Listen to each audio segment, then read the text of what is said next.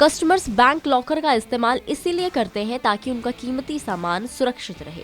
लेकिन क्या हो अगर बैंक लॉकर में रखा आपका सामान बर्बाद हो जाए? ऐसे में जिम्मेदारी किसकी होगी? उदयपुर में पीएनबी बैंक लॉकर की घटना के बाद से लाखों लोगों को ये सवाल परेशान कर रहा है। दरअसल यहाँ बैंक लॉकर में रखे रुपयों को दीमक खा गई। कस्टमर ने बैंक लॉकर में 2.25 लाख रुपए रखे थे। जब वो पैसे लेने बैंक पहुंचा तो लॉकर देखकर उसके होश उड़ गए, क्योंकि उसके 2.25 लाख रुपए अब पाउडर बन चुके थे। ऐसे में नुकसान की भरपाई अब कौन करेगा? क्या बैंक की कोई जिम्मेदारी नहीं है?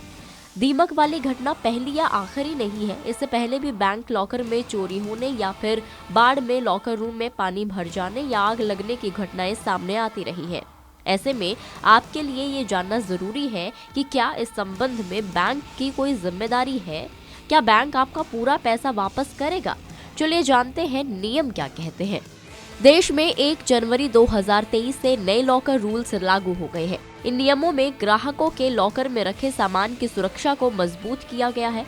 ये नए रूल्स ग्राहकों के लिए बहुत फायदेमंद है। आरबीआई ने बैंकों को 1 जनवरी से मौजूदा लॉकर ग्राहकों के साथ लॉकर एग्रीमेंट को रिन्यू करने के लिए कहा था। आरबीआई ने कहा था कि बैंक ये सुनिश्चित करेंगे कि उनके लॉकर एग्रीमेंट्स में कोई अनुचित शर्त या नियम नहीं हो, साथ ही लॉकर एग्रीमेंट ज्यादा मुश्किल ना हो।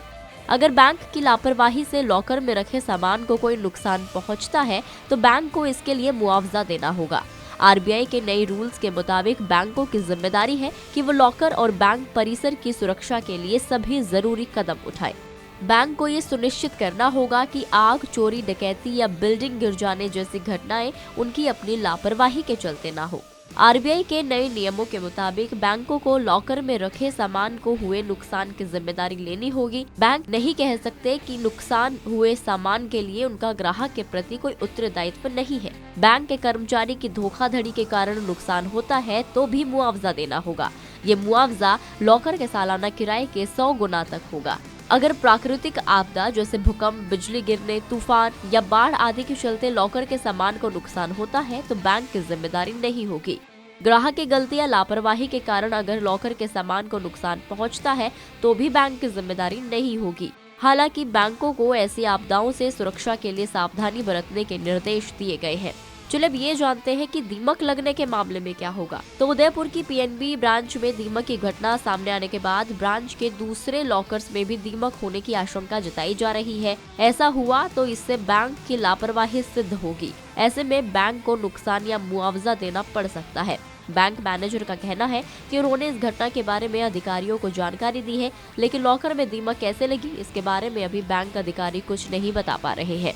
खैर, इस रिपोर्ट में इतना ही। आपको ये रिपोर्ट कैसी लगी हमें कमेंट करके जरूर बताएं। अगर आप इस वीडियो को फेसबुक पर देख रहे हैं तो फेसबुक पेज को लाइक करें, और अगर आप हमें यूट्यूब पर देख रहे हैं तो यूट्यूब चैनल को सब्सक्राइब करना ना भूलें।